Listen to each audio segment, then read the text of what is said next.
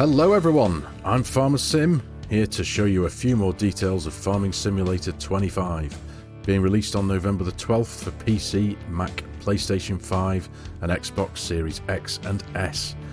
Today's new information focuses mainly on a couple of new features of the new Giants Engine 10 and what it is capable of. We look at improved fog dynamics, we see sun's reflection in the fog, we see God rays. We see reflections on the water, we see volumetric lighting blending with the fog, reflections in the vehicle paintwork, assuming your vehicles are clean of course. We see improvements in the trees and their dynamics, we see improved billboard effects. We also see some new gameplay, only a small amount. We see the new heads-up display and something that console players are going to be very happy about. We have GPS confirmed in the base game. So let's get into it. So here we are. All the footage we're going to see now is from the new American map, which we can now confirm is called River Bend Springs. It consists of 70 fields. That's pretty much about as much as we know a bit so far. But just look at this. Look at the way the light comes through those trees there. The lighting engine is absolutely beautiful on this new game now. You can see some, I'm just going to quickly pause it here. As you can see, we've got reflections in the river there, in the water from the tree line here and from the rocks here. Look at the detail of the bark on the tree on the right here. Everything just looks a lot crisper. Now what I've done, I've essentially captured all the full screen footage from Giant's live stream yesterday, so a few of the clips may well repeat itself, but just to show you as much of it as I can. But look at that, it's absolutely gorgeous, the way the sun's low in the sky there. But there, the way the God rays come through the trees. And this is one of the main features that they were demonstrating here is the new fog, the volumetric fog, dynamic fog, and the way it reacts with the sun as well. As you can see, it's a very foggy, thick, misty, foggy morning here on the map. But the way you can see, there's just like a low-lying area of fog here. Now this is a bit more of the lighting here, where, as you can see, this is nighttime. The way the tractor's moving forward in the night with the lights on. The way the lights on buildings behave is a lot better, a lot crisper, a lot more detailed, a lot more realistic. Obviously you can see the dark areas here when it's, you know, you're out in rural America here. There's not a huge amount of street lights, so the dark areas are very dark, and the light areas, the light is only shining where the light needs to be. But it just looks absolutely incredible. You can see like a bit of a mist there. And again here, you can see the tractor in the distance driving off into the distance, and the headlights are on there. You can see the way that the red lights kind of cast a bit of a red, misty, thick light there. It looks absolutely incredible. Now all this is going to add to a huge amount of immersion in the game. It really is. Again, a nice layer of fog over the field there. A couple of examples of well, it looks like potentially another silo system there. Again, really nicely detailed, nice texture, old worn texture, concrete texture there on the silo. The trees there into the distance. There we are, look at that. But one of the things that they did mention in the stream that they were very proud of advertising, I suppose, is the detail and clarity of the trees into the distance. Now this is called, I believe this is called billboard effects, and it's the way that there's going to be a lot more variation in different ways that the trees and crops are going to face. So instead of just having a wall of trees that are all placed in the same orientation, so when you're looking at them they all look exactly the same, there's a lot more variation there. So it's going to, again, that adds to the realism and a lot more immersion into the map. So it's really, really nice. There we go again. Nice silhouette of a bridge there, but again, look at the physics of the water, the way the water's moving there, and the reflection of the sun, the reflection of the tree line there as it moves. Really, really nice. This new game is going to be absolutely gorgeous. It really is. I, for one, cannot wait. But yeah, look at that, the way that the water was rippling there. And again, going back, this is another one we've just seen. I appreciate that. I'm just, like I said, I captured as much full screen footage as I could. But this is really special, if you ask me. And I believe this is one of the things that's down to this is they're not going to be carrying on supporting the older consoles, so PS4, etc. Xbox One. None of those things are going to be supported anymore. So this is now showing the capabilities of what Giants can do with their new updated engines. Now they're not having to support the older consoles. It can only be a good thing, onwards and upwards and all that. But yeah, really, really nice. And again, a bit more detail there. Look at the detail of the tarmac there. Again, really, really nice. Now I know we've seen this little clip before, but the tractor slowly drives through the fog. Beautiful, really is. Very excited for this. I think we'd slow this one down into a bit of slow motion there, just so we can see it in a little bit more clarity and detail. But yeah, it's going to be something special. I can promise you that for now.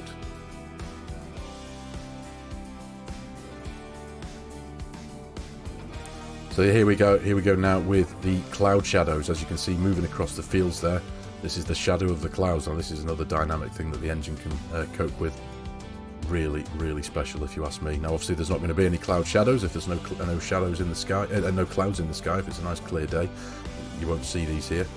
So again, another strong pointer of the capabilities of the engine handling all the different dynamics. Now that's another thing I noticed. I might be seeing something that might not be there, but these little white dots that you see floating around now and again, potentially butterflies or insects or something like that perhaps, but again, just these tiny little details that add a huge amount to the immersion. There's one there just floating across the screen there. Hope you can see my mouse cursor there. Now the trees, a bit more detail again in the trees and in the bark. Really, really nice. The detail and clarity of the trees in the distance. Just the overall quality and crispness and detail.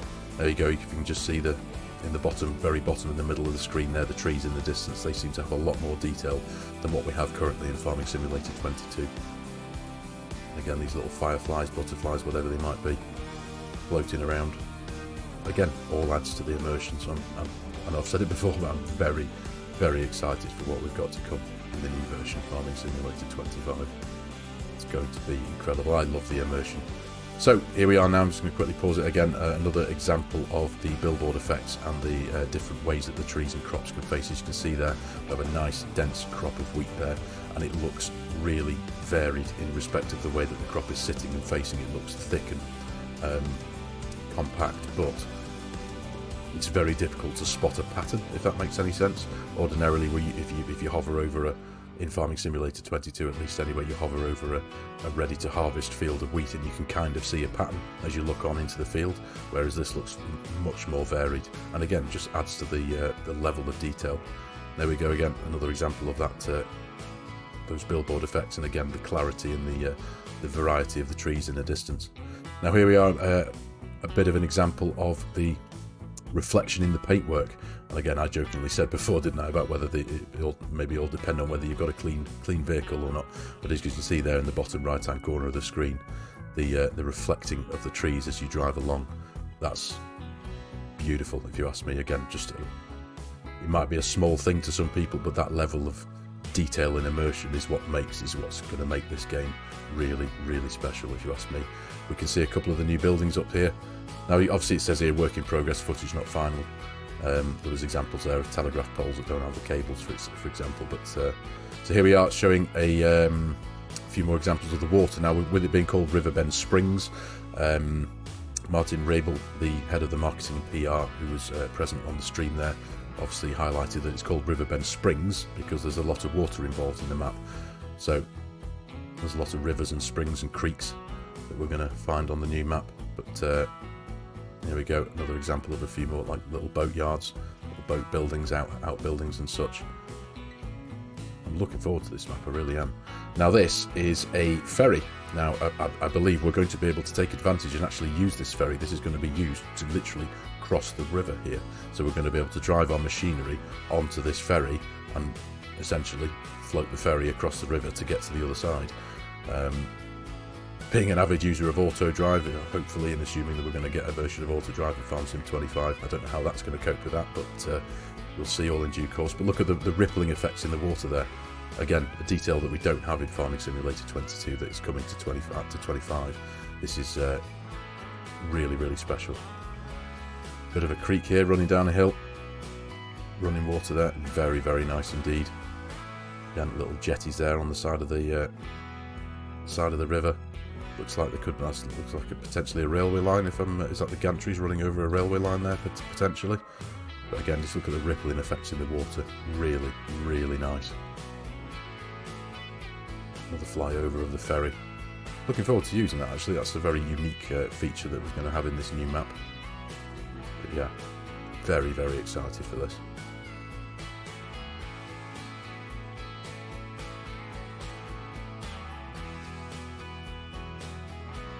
And here we are now in one of the new vehicles. Looks like a Massey 7S, I think. Now this is an area that they are essentially, they've called this like, it's like an all-in-one. There's Axel's Tractor Centre there, which is a workshop. We've got the animal dealer here, which he said they were kind of all within the same area. We actually now have animals on display in the animal dealer, so we can see them before you buy them, which is a nice touch. A few more little additions of flowers and plants in the grasslands next to the roads as you drive along. Now, that's something I spotted there. If you notice the pile of manure here in the manure bunker, it looks like it's steaming, like an actual steaming hot pile of manure that's very fresh. So that's, again, a really nice little detail there. You can see the sheep there, and they are all animated. They're not just stood still, so that's a really cool addition. And here we are again, just with another snapshot of a hilly area there with a watchtower. Really nice detail. Just look there at the detail and the way the light reacts with the trees and the tree stump, bark. Really, really nice. Forestry is still going to be a big part of the new game. They did talk about that in relatively briefly. But yeah, forestry, I can imagine that's going to be a nightmare to cut down, isn't it? Now, rice planting, here we go. So, again, forgive me, I've just paused it here, just so we can have a bit of a look at the new heads-up display. Now, I, for one, really like this. It's really clear, well laid out, easy to read, with the new green there. Obviously, it looks relatively similar to the one we've got in 22 here, but again, it's just been redone. It just looks really nice. But now we come to the one of the new crops, rice. One of the ways that we're going to be able to do this is, I believe there's two methods of planting rice. You can plant it in greenhouses like this, where you plant it in the greenhouse, it grows as saplings, and then once it's grown to the highest stage it can in sapling form, it'll then spawn outside the greenhouses into these pallets, and then you'll load up these pallets into that Isiki rice planter that we saw in the first cinematic trailer. We'll see that in a few seconds' time. But that's really quite cool. So we'll be here we go. This is the Isiki planters there. We'll load the pallets up with a pallet fork, of course, and the Isiki machine here just literally takes the pallets off the pallet fork, and you'll plant them into your heavily watered rice fields here. Now, I believe there are two methods of doing this. There's two types of rice, I believe. There's normal, I suppose, normal rice, and there's long grain rice. Now, the long grain rice, I believe, is planted and harvested using traditional machinery, a normal planter and a normal combine harvester. So that's pretty cool. But check that out, bottom right hand side there, GPS built into the game. Console players, I hope you're going to be very happy with that. That's excellent, it really is. But yeah, don't think there's much footage, I think, of this one now as it plants. I think it flips over in a minute to something else. But yeah, this machine obviously just plants it. But here we go. We're now in this is a ready to harvest field of rice, and over here on the left we have a traditional Asian rice harvester, I believe. Now apparently it's still going to work the same way. You're still going to have to, even if you're planting the rice from the pallets or in with a traditional planter for long grain rice, you still have to have water in the field. But the rice will drink up the water as it grows until it gets to a stage of ready to harvest, where all the water will be gone, and that's when you can run your big combine harvester with a grain header through it and harvest it in a traditional method. But yeah, this is an example of Isiki Japan 6130. Very nice, compact, tracked rice harvester. You can see the auger pipe there. Really nice little bit of kit, if you ask me. Really quite nice. Seems particularly narrow, but hey ho. There we go. See an example of the swath dropping out the back there. Very nice indeed. This is a still shot of it in the middle of harvest, so you can see the crop being fed up into the machine here before it's sorted into the bits that it needs and it doesn't need. Very nice indeed.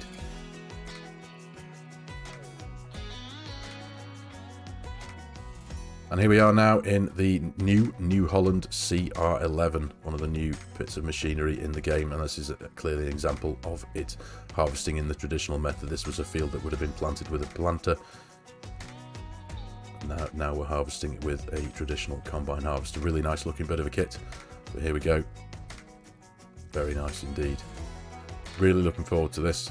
So that was pretty much it for the full screen footage that I was able to get from the live stream that they did yesterday. Really nice. Looking forward to it. So that's pretty much all I've got to show you for now, and the new bits of information that we've got. Now there was quite a lot of information that they did reveal in the live stream. That was predominantly the most of the full screen footage that they had to show us. But yeah, lots to look forward to. There will be some more information being released over the next coming few days and weeks as FarmCon is just around the corner. But until then, that's it for this video, so thank you very much for watching. For any latest information on FARMERSIM 25, please keep your eye on the channel. Thanks everyone, see you in the next one.